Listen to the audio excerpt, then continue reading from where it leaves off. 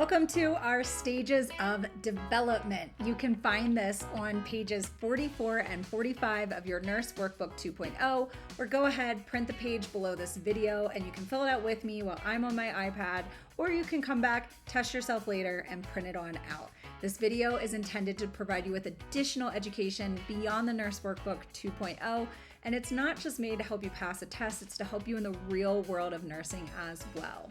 So let's get started with our stages of development. So the first one is going to kind of briefly go over how we perceive our world from birth to about our adult age.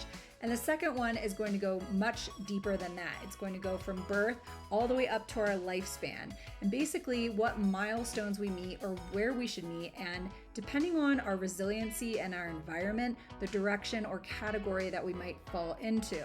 And we'll go over why these are important as we move along. Starting out, Piaget had created 4 stages to help understand intellectual rate and abilities of children understanding the world around them. So in stage 1, we'll start with our sensory motor, and this is going to be from birth to 7 to 9 months. And in this stage, this is when they're understanding what is in their immediate view. So for instance, this red motorcycle, we understand it is there because it is directly in front of us. And during this stage, we're going to do a lot of trial and error. If we're testing things out, maybe we're going to throw this red motorcycle across the room and on the ground, or maybe we're just going to put it directly into our mouths and start mouthing it. And as we get out of this stage, or start to, we start learning that objects exist that aren't in our direct view, known as object permanence. So what this means is this green block or this green wall is on top of our red motorcycle. And because we've already experienced this category, we know that that red motorcycle is behind it. And we'll start knowing that object permanence is happening because if this motorcycle is even sticking out, we'll start to see babies go to grab this red motorcycle and pull it away from this green wall that's behind, understanding that all of it's there. And just because it's kind of red and flashy, they might even reach for it, even if the motorcycle starts to go behind it. When we exit this stage, it's going to be into the pre-operational, and this is going to be around 18 to 24 months. This is also known as our toddlerhood. This is when it gets crazy. So of course, our language is going to mature in this stage. Memories are going to start to develop. And this is the fun part where imagination and make-believe will start. Next, we have our concrete operational, and this is going to be from 7 to 10 years of age, also known as our pre-adolescent stage. This is when logic and concrete reasoning is beginning. We're also going to be more aware of the externals around us and that we have our own thoughts and our own feelings, and they're going to be unique from our friends. But still at this stage, we cannot think hypothetically. So that means that if we were to ask a kid, if you had a time machine, what would you do with it, or where would you go? You would expect an answer such as, well, I would go to Disneyland this weekend. But a kid that is already out of this stage might have some kind of answer like, well, I would travel back in time and I would go watch the Egyptians build those pyramids. And then we have our formal operational, and this is going to be 11 to 12 years and up. And this is our adolescence to our adulthood. We can expect logic to increase and a lot more abstract going on. Additionally, forming hypothesis and unique problem solving will also increase, along with our curiosity and our examination that is growing. And next we have Erik Erikson's, his stages of psychosocial development. And this is going to consist of 8 stages that cover the entire lifespan. Each stage is a specific conflict that needs to be resolved for healthy development to occur. So his theory is that when this stage is going on, this should happen. And if this need isn't met, then this is going to be the category that someone will fall into.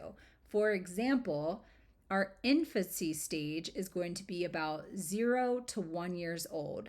And this is when they're going to start establishing trust versus mistrust. For example, an infant is going to rely on its caregivers for its food, its basic needs, its toileting, and everything. And so when it cries and it gets its needs met, it's going to start having trust that when it expresses its needs, it's going to have someone come take care of it.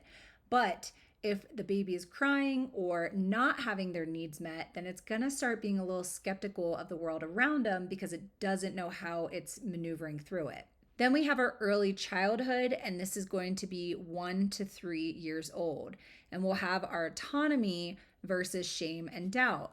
And toddlers are starting to explore the world and assert their independence. So if our parents are encouraging them to go ahead and get out and do stuff or take a jump off of something on the playground, they're going to start feeling like they have these little accomplishments and maybe a little more autonomy of what they can and can't do.